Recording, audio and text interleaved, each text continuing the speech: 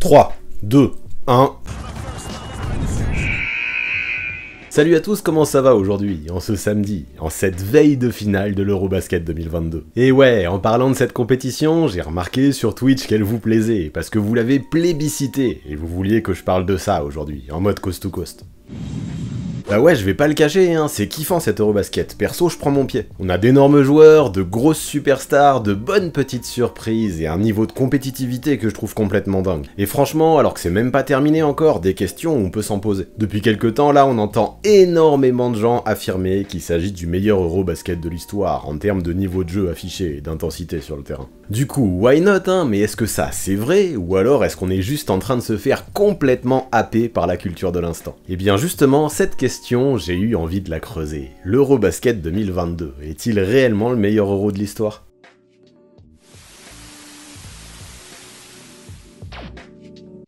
Du coup, vous me connaissez, avant de débuter toute analyse, j'aime bien poser le contexte, ça me paraît essentiel. Alors aujourd'hui, on n'échappe pas à la règle, et pour commencer, ça me paraît important de faire ce point historique. Ben ouais, comment répondre à notre question du jour si on ne maîtrise pas toutes les données, et si on n'a pas les bases?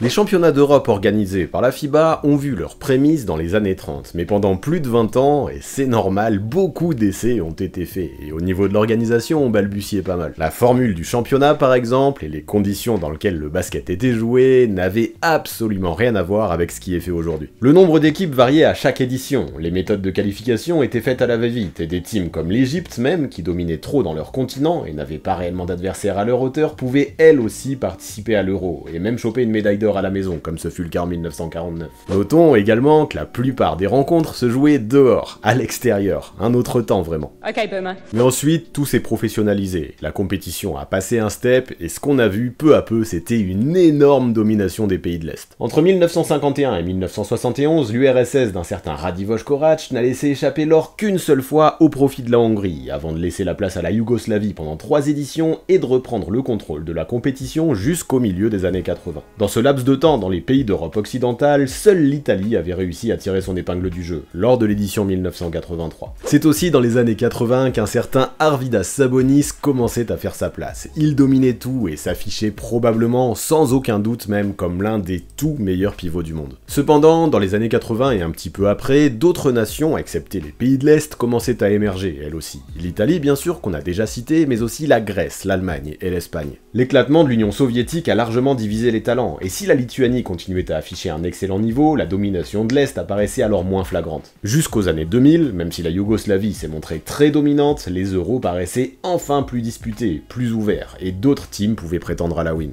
Malheureusement, encore pour des raisons politiques, la division de la Yougoslavie, notamment entre la Croatie et la Serbie, a encore une fois éparpillé toutes les forces en présence au niveau des joueurs. Mais ce qu'il faut noter surtout, c'est que depuis cette époque-là, depuis 1991 exactement, de plus en plus de joueurs NBA participent à la compétition, et ça c'était une grande première. Avec l'internationalisation de la NBA, d'année en année, le niveau de jeu semblait augmenter, et d'année en année, de plus en plus de nations semblaient en bonne place pour au moins pouvoir prétendre à la médaille d'or. À ce petit jeu-là, même si la Grèce en 2005, la Russie en 2007, la France en 2013 et la Slovénie plus récemment en 2017 ont réussi à remporter la compétition, c'est surtout l'Espagne de la génération dorée, Gasol, Navarro, Fernandez, Calderón et tous leurs potes qui s'est montrée la plus dominante, avec 3 médailles d'or remportées entre 2009 et 2015. Entre-temps aussi, le format a évolué, de 16 équipes jusqu'en 2011, on est passé à 24, avec des qualifications de plus en plus compliquées, et un niveau de compétitivité qui devenait de plus en plus intéressant. Là, nous sommes maintenant en 2022, avec un Euro qui n'a plus lieu tous les 2 ans, mais plutôt tous les 4 ans, ou même 5 ans pour cette édition-là, en raison de la pandémie. En d'autres termes, là, depuis la fin de la Deuxième Guerre mondiale, c'est la première fois que nous passons autant d'années sans Eurobasket, ça fait bizarre. On peut donc comprendre que pour cette édition, pas mal de gros joueurs étaient très motivés à l'idée d'y participer, et voilà pourquoi aussi on est en train de se poser la question, est-ce qu'on assiste en ce moment au meilleur championnat d'Europe all-time? Et justement, ces gros noms, ces gros joueurs, qui sont-ils? Déjà, pas mal de monde en provenance de la NBA, 34 joueurs pour être exact, un record historique. Et ce qui est intéressant, je trouve surtout, c'est de voir comment ils sont éparpillés éparpillés entre différentes nations, pas tous regroupés dans une ou deux équipes. Sur les 24 teams là cette saison, 15 dans leur rang ont au moins un joueur encore en activité en NBA, une vraie somme, tandis que 10 d'entre elles possèdent 2 joueurs ou plus, avec un record pour la France avec 5 représentants en provenance de la Grande Ligue, Evan Fournier, Rudy Gobert, Timothée Luwawu Cabarrot, Théo Malédon et Franck Ntilikina. Tout ça c'est déjà ouf en termes de nombre, mais ce qu'il est encore plus, c'est la qualité de ces joueurs qui sont présents. Là, pour la première fois de l'histoire, même s'ils ont été éliminés prématurément, nous avons 2 MVP NBA, avec Nikola Jokic et Giannis Antetokounmpo. Mais ce qui est dingue, c'est qu'à eux deux, ils ont remporté les 4 derniers trophées Maurice Podoloff dans la Grande Ligue, ce qui permet de penser que de là à affirmer qu'ils sont les meilleurs joueurs du monde à l'heure actuelle, il n'y a qu'un pas. Sauf que ce n'est pas tout. En plus des MVP, dans cette compétition, on trouve également un nombre de All-Stars complètement record. Entre Rudy Gobert, qui en plus de ça a été élu 3 fois Deepoy, Luka Doncic, Domantas Sabonis ou encore Goran Dragic, qui tous ont au moins une étoile, ça fait du monde. Et ça fait encore plus si on y ajoute les joueurs confirmés que sont Youssouf Nourkic, Evan Fournier, Dennis Schroeder, Jonas Valanciunas, Ivica Zubac, Bojan Bogdanovic ou encore Lauri Markkanen, qui tous ont ou ont eu un grand rôle outre-Atlantique. Je ne vais pas non plus faire toute la liste, il y en aurait pour un moment, parce qu'il y a aussi beaucoup de role-players. Ce qu'il faut retenir, vous l'avez compris, c'est qu'en termes de quantité, mais aussi de qualité, pour les joueurs NBA, on est en train de battre des records dans cette Eurobasket. Sauf que la NBA, c'est bien beau, mais dans le monde, il ne faut pas non plus oublier l'Euroleague, et son niveau qui lui aussi atteint des sommets. Et là, à nouveau, avec 69 joueurs estampillés Euroleague qui participent à la compétition, nous battons des records encore. Parmi eux, toujours beaucoup de gros noms, et même certains passés par la NBA, comme Rudy Fernandez, Nicolo Melli, Nick Calates, Luigi Datome, les Français Vincent Poirier et Gershon Yabusele, et plein d'autres encore. Bien évidemment, à nouveau, je ne vais pas vous faire toute la liste, 69 c'est bien trop, mais ça montre à quel point la qualité des joueurs présents à cette Euro est réelle. Pour faire simple, plus d'un tiers des joueurs participant à cette compétition évoluent dans l'une des 2 plus grandes ligues mondiales, c'est complètement fou.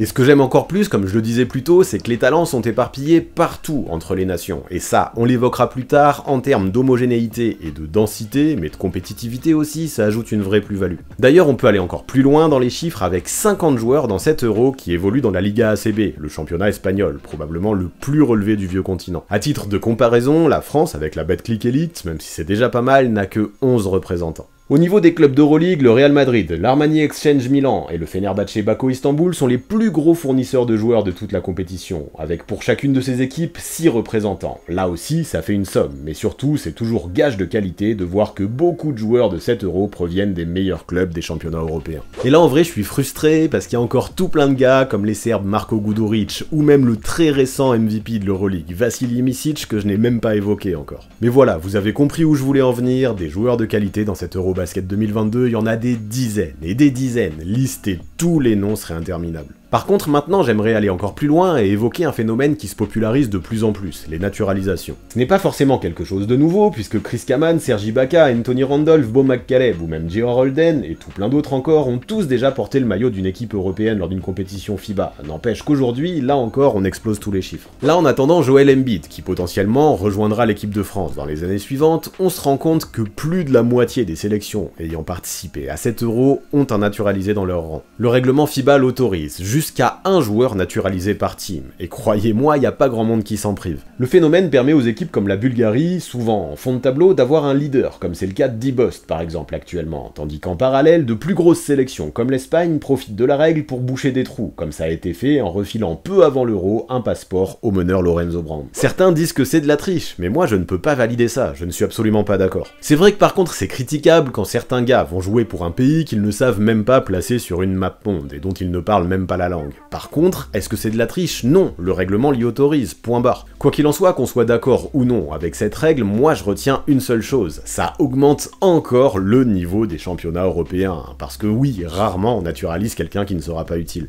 Notons quand même qu'il y a des résistants, et notamment plusieurs joueurs serbes qui ont menacé de ne pas participer à la compétition si la sélection devait faire appel à un naturalisé, et alors que beaucoup annonçaient la potentielle présence de Frank Kamiński dans l'effectif pour cet Euro, et qui était en discussion avec la Fédé, c'est finalement tombé à l'eau. Sauf que ok, ça s'est fait pour cette fois-ci, mais je ne suis pas certain que ça dure, même en Serbie. Là, à mon avis, c'était plutôt les restes de la mentalité de Sacha Djordjevic qui étaient absolument contre, et les joueurs qui le soutenaient qui ont défendu ça. Parmi les joueurs, le principal opposant c'était Milos Teodosic, qui n'a même pas été sélectionné, donc ça ne m'étonnerait pas que le vent tourne prochainement du côté de la Serbie, que ce soit pour Frank Kamiński ou pour un autre joueur. Mais bref, revenons aux gars qui eux sont naturalisés, et aujourd'hui il n'y a pas photo. Des mecs comme Shane Larkin, Tyler Dorsey, Lorenzo Brown, Jalen Smith, AJ Slaughter et Mike Tobey font aujourd'hui partie des meilleurs joueurs de l'Eurobasket, alors que pourtant à la base ils n'ont rien d'européen. Là je ne suis pas là pour juger de cette pratique, savoir si c'est bien ou pas, ce n'est pas le sujet de cette vidéo. Par contre, ce qui est certain, c'est que plus ça se popularise et plus il y a de bons joueurs dans les championnats européens, et de cause à effet, plus le niveau de l'Eurobasket augmente. Vu que tout le monde a droit à son naturalisé, ça permet à bien plus d'équipes de performer, et justement, ce qui m'impressionne, c'est la densité qu'il y a dans cet Eurobasket, la performance et le niveau de compétition que peut afficher quasiment chacune des sélections.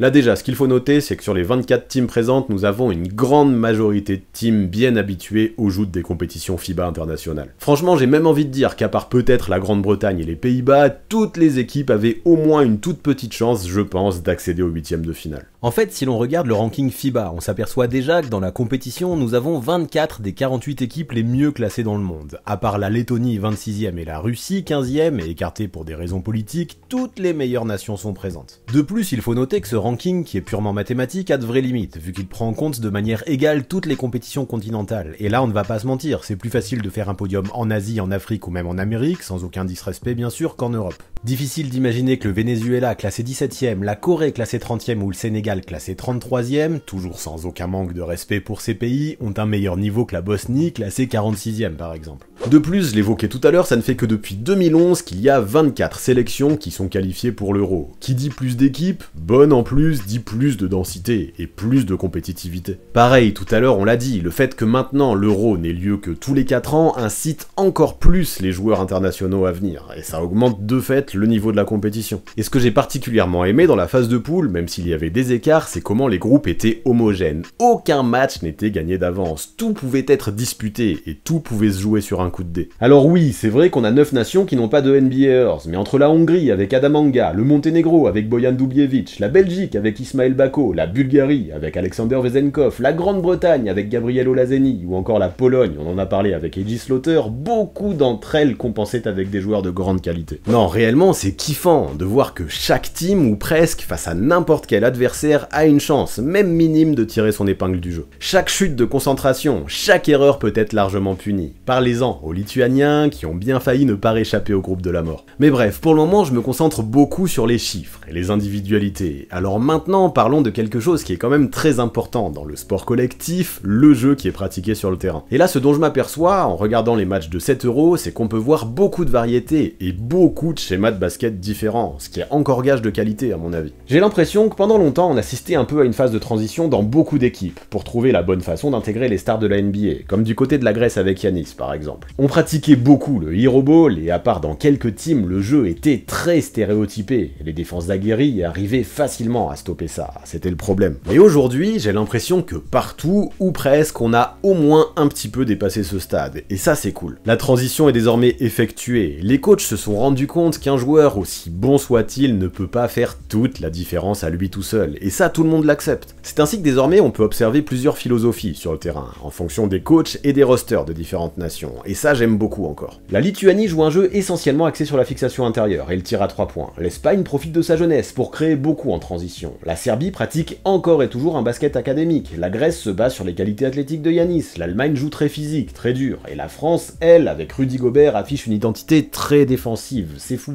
Ajoutons à ça les Slovènes qui savent faire preuve de roublardise et qui autour de Luka Doncic pratiquent un basket très offensif, et là on se rend très vite compte d'une chose. Au sein de cet Eurobasket 2022, la plupart des équipes présentent une identité basket bien définie et bien mise en avant. Et là, ce qui est rigolo, mais ce qui me plaît aussi, c'est que c'est comme avec les différents types de Pokémon. Le feu bat la plante bat l'eau, mais l'eau bat le feu.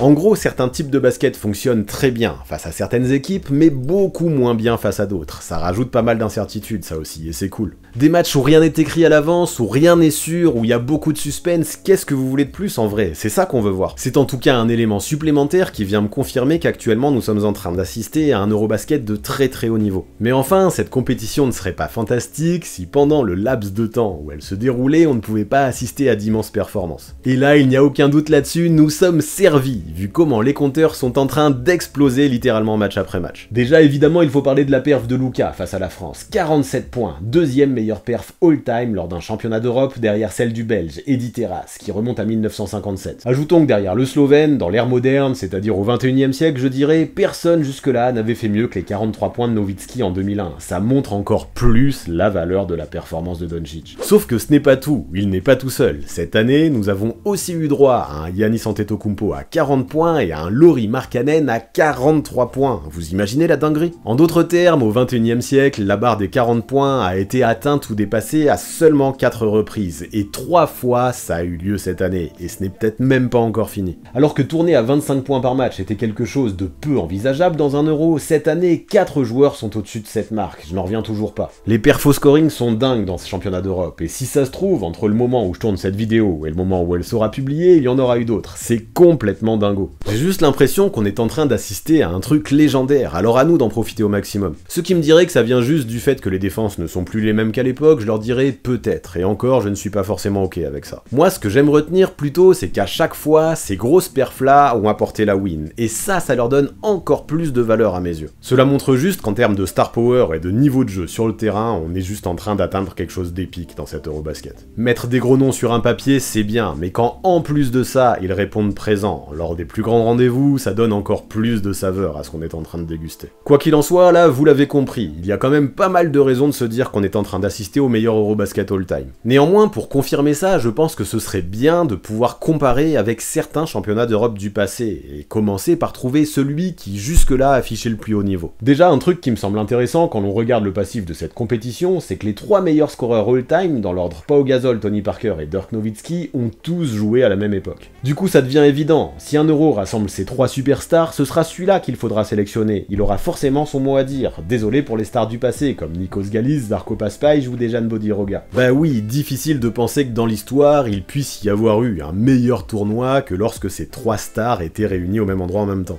Et là, ce qui est cool, c'est que si on regarde, on va avoir l'embarras du choix, avec 4 compétitions par lesquelles il va falloir choisir. La 2001, la 2007, la 2011 et la 2015. Bon, direct, je vais écarter la 2001 et la 2015, car le trio de joueurs concernés était soit en début de parcours, soit proche de la fin. Moi, ce qui m'intéresse, c'est leur prime. Et quand je regarde les différents rosters de toutes les équipes sur le site de la FIBA, il y a un truc qui me frappe directement. En 2011, dans le tournoi remporté par les Espagnols, dans tout plein de teams, on avait tout un tas de joueurs fabuleux. C'était assez spécial en fait parce qu'en NBA on était en plein lockout et beaucoup de joueurs avaient des fourmis dans les jambes. C'est l'une des raisons je pense pour lesquelles beaucoup de joueurs de la Grande Ligue ont décidé d'enfiler les sneakers pour se dégourdir les jambes et défendre les couleurs de leur pays, pour le plus grand plaisir des fans. Au total, lors de cet Euro 2011, nous avions 30 joueurs NBA, une très belle somme, avec un record pour l'Espagne 6 et la France 5. Nico Batum, Tony Parker, Kevin Serafin, Joakim Noah et Boris Diaw. À ça il faut ajouter dans pas mal de sélections tout un tas de bons joueurs référencés en Euroleague, une petite soixantaine au total, et même si seul Nowitzki avait été MVP en NBA à ce moment-là, ça laisse penser que ça peut au moins tenter de rivaliser avec 2022. Pour la première fois de l'histoire aussi, on le disait plus tôt, on avait une compétition à 24 équipes, ce qui ajoute de l'adversité. Et comme aujourd'hui, à cette époque, seules 9 sélections ne possédaient aucun joueur NBA dans leur rang. Comme quoi, en termes de chiffres, on est très proche. À mes yeux, il n'y a pas de doute, jusqu'à cette année, pour moi, l'Euro 2011 affichait une vraie place au sommet du classement des Euros les plus compétitifs all-time. Du coup, essayons d'étudier un petit peu les autres domaines que j'ai analysés dans cette vidéo, à commencer par la somme de joueurs naturalisés, qui on l'a dit, augmente aussi la valeur des équipes. Même si des gars talentueux comme Serge Ibaka, Beau McCaleb, Omar Cook, Daniel Hackett et Chris Kaman ont participé à cette édition, comme on l'a dit, cette pratique en était un peu à ses prémices il y a 11 ans. En tout cas, elle était bien moins courante que ce qu'elle l'est aujourd'hui, avec 2 fois plus de joueurs naturalisés en 2022 et donc potentiellement moins de niveau, surtout au sein des équipes de fond de tableau. De plus, ce que je veux noter, c'est que sur les 30 joueurs NBA qui participaient à la compétition, la France et l'Espagne à elles deux en comptaient 11, soit plus d'un tiers. Outre ces 2 teams, seules la Turquie et l'Italie possédaient 3 joueurs NBA ou plus à l'époque, quand aujourd'hui, la somme totale est bien mieux répartie, avec 6 rosters au total qui possèdent un trio de NBAers. Tout ça nous laisse penser que oui, effectivement, aujourd'hui, l'écart s'est resserré entre les nations, et le niveau global est plus homogène, avec des talents mieux éparpillés. Et justement, j'aimerais parler du jeu pratiqué aussi, vu que ça fait partie des domaines qu'on a étudiés plus tôt. Je l'évoquais, dans pas mal de teams, on avait du mal à intégrer les joueurs NBA, on en était trop dépendants, tandis qu'en parallèle, les joueurs, eux, avaient parfois des difficultés à refaire la transition dans l'autre sens, et se réadapter au basket FIBA. Même si posséder des joueurs NBA n'a jamais été synonyme de succès garanti, dans cette édition 2011, tout ça s'est bien ressenti. L'Espagne et la France ont eu beau se retrouver en finale, derrière, la Turquie et l'Italie par exemple, malgré leur roster super intéressant, n'ont même pas fait l'écart et ont affiché un visage très décevant tout au long de la compétition. C'est la même chose pour l'Allemagne de Nowitzki et Kaman d'ailleurs. Donc oui, pour l'instant, que ce soit en termes de star power, de densité, d'homogénéité et de niveau de jeu pratiqué, l'Euro 2022 semble au-dessus de l'Euro 2011. Et qu'en est-il des performances individuelles du coup? Eh bien, c'est encore plus flagrant, vous vous en doutez. En même temps, comment faire mieux dans ce secteur que pour cette cuvée record là que nous sommes en train de déguster? En 2011, la meilleure perf appartient à Bargnani avec 36 points, et même si elle est honorable, on est loin de Doncic, Antetokounmpo ou de Markkanen. De plus, seulement 3 joueurs se classaient à plus de 20 points de moyenne, avec un Tipeee meilleur scoreur de la compétition avec 22 unités. Cette année, nous avons 3 joueurs à plus de 27, c'est juste incroyable. Pour résumer, je n'ai plus les mots, j'ai beau essayer de chercher et de trouver des arguments qui permettraient à d'autres compétitions de rivaliser, non, l'Eurobasket 2022 semble être juste le plus compétitif de toute l'histoire. Du coup, le bilan il est là, tout tend à montrer que nous sommes en train d'assister à un moment légendaire du basket FIBA européen au niveau international. La donne est en train de changer dans le monde du basket, et peu à peu, les joueurs du vieux continent sont en train de prendre le contrôle, il n'y a qu'à voir qui ont été les derniers MVP en NBA. Et le pire là-dedans, c'est que ça pourrait encore s'accentuer dans les années à venir, avec une génération de joueurs qui est encore loin d'avoir tiré sa révérence, et un Joel Embiid qui pourrait débarquer. On verra ce que ça dit lors du prochain Euro, mais si tout le monde est présent, en 2025 sur le papier, ça peut faire très peur. Du coup, même si j'étais un petit peu frustré au départ, je pense que c'est une très bonne chose que l'Eurobasket n'ait lieu que tous les 4 ans. Certes, il y a 2 fois moins de médailles à gagner qu'à l'époque, mais en parallèle, ça incite encore plus les joueurs majeurs à venir participer, pour notre plus grand bonheur. En vrai, que ce soit au JO ou à la Coupe du Monde, même si de très grosses écuries participent au tournoi, coucou les Américains, mais aussi l'Argentine et l'Australie, beaucoup d'excellentes sélections européennes ne peuvent pas participer, pour laisser leur place à des équipes d'un niveau moins élevé, en provenance d'autres continents. Si dans ces compétitions mondiales, évidemment, le niveau des têtes d'affiche est plus haut, je pense qu'en termes d'homogénéité et de compétitivité, un Eurobasket est plus dense par exemple, et peut-être plus intéressant à suivre en termes de suspense et d'incertitude. Donc oui, non seulement je pense que l'Eurobasket 2022 est le meilleur Euro all-time, mais en plus je me dis qu'il représente également peut-être la compétition avec le plus d'adversité de toute l'histoire du basket FIBA. C'est complètement dingue ça, non? Alors cette finale, qui aura lieu le lendemain de la publication de cette vidéo, je vous le dis la team, il va falloir en profiter et ne la manquer sous aucun prétexte. Voilà pour ce qui est de l'Eurobasket 2022, voilà pour ce qui est de ce nouveau Coast to Coast. Ça vous a plu? Vous en pensez quoi, vous? Vous êtes d'accord avec moi? Et surtout, dites-moi quelle est la perf qui vous a le plus marqué dans cette compétition, ou encore quelle est la surprise que vous avez le plus kiffé dans cette Eurobasket. Franchement, il y en a eu des trucs, et c'est difficile de choisir, mais là, en direct, sans trop y penser, si je ne devais retenir qu'un seul moment, je pense que je prendrais le Italie-Serbie, avec la grosse prise de chaleur de Marcos Pissou. Quoi qu'il en soit, ça fait au moins partie de mon top 3, et j'ai vraiment envie de savoir ce que vous avez retenu. Peut-être le dunk de Rudy face à la Turquie? Let's go, lâchez-vous, faites-vous plaisir, les commentaires sont là pour ça. Et pour finir, vous connaissez les bails, on s'abonne à la chaîne, on active la cloche pour recevoir les notifications, on lâche un maximum de pouces bleus et on rédige ses meilleurs commentaires. Big up en tout cas à tous ceux qui sont restés jusque là dans la vidéo, c'est super important le watch time pour le référencement et la mise en avant sur YouTube, et merci à tous ceux qui continuent à soutenir sur Twitch et sur Tipeee, vous êtes le sang. Si vous aussi vous voulez rejoindre cette Dream Team, vous inquiétez pas, vous aurez toutes les infos dans la description, ne vous privez pas surtout. À très vite.